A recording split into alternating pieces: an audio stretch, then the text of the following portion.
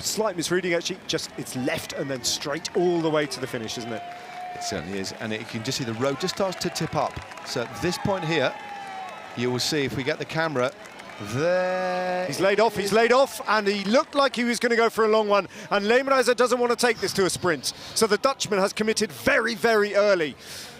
Saw it coming, and he's opened up a bit of an advantage there. Rotter is under serious pressure here, and even Oldani has to open up a sprint to try and close the gap to Leemreiser. Has he gone too early, the Dutchman? Pushing for the line. It looks like the two Italians have shut him down. Have they got much left for the sprint, though? It's uphill all the way. Oldani sizing up the threat from behind, sizing up the threat on front. Oldani looking now, finds himself on the front. And it slows right down, it turns into a track sprint. Leemreiser, well, he showed his cards early now, and he's under serious pressure. What can Leemreiser do about this now? Drifts across to the right-hand side of the road. Rotter, wary of what the Dutchman might do. We're in the last couple of 100 metres. The road is running out now. Oldani backing himself with his finishing speed, watching them like a hawk, the man from Alpecin Fenix. Leemreiser now, as it almost comes to a standstill. 300 metres to go, still a long way out to commit.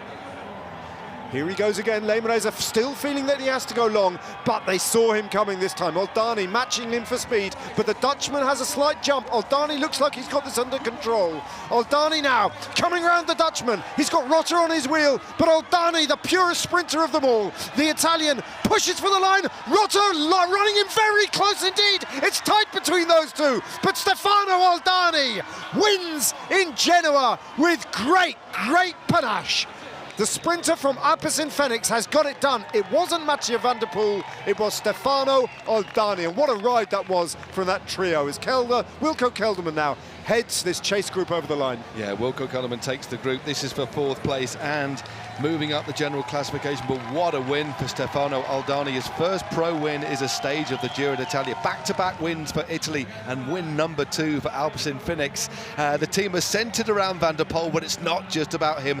That was a very mature, well-taken win as Kelderman winds things up for the finish here. Mollema there too. Kelderman is pretty quick by himself, but it looks like Hamilton might come around and put Triago on the left-hand side. Who is going to get 4th place on the stage? Strong finish as well by the Dutchman on the right. Looks like Mollema just gets 5th there. And so 4th, Kelderman comes over the line.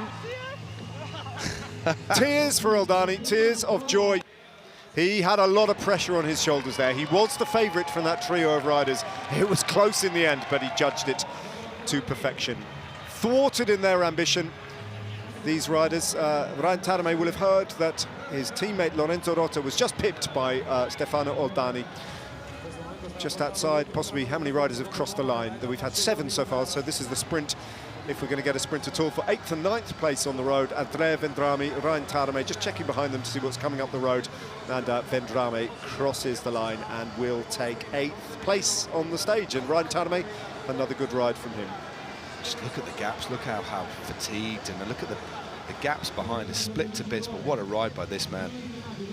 First ever pro win, and he does it at the Giro d'Italia.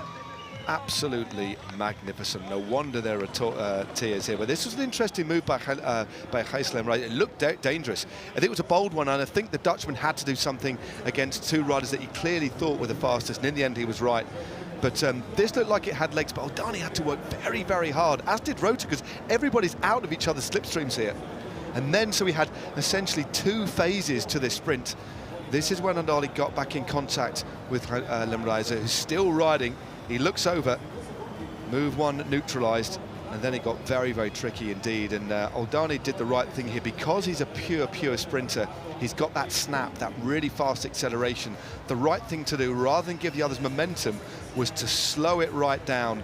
And that basically is a far better position to be in relation to recruiting those fast twitch muscles. Slow it down to just a jogging pace and accelerate off that. Rightly, Leemreiser just left off, giving himself a little bit of space, obscured briefly by the bridge there, but this was great riding. And Reiser, in fact, is the first to go.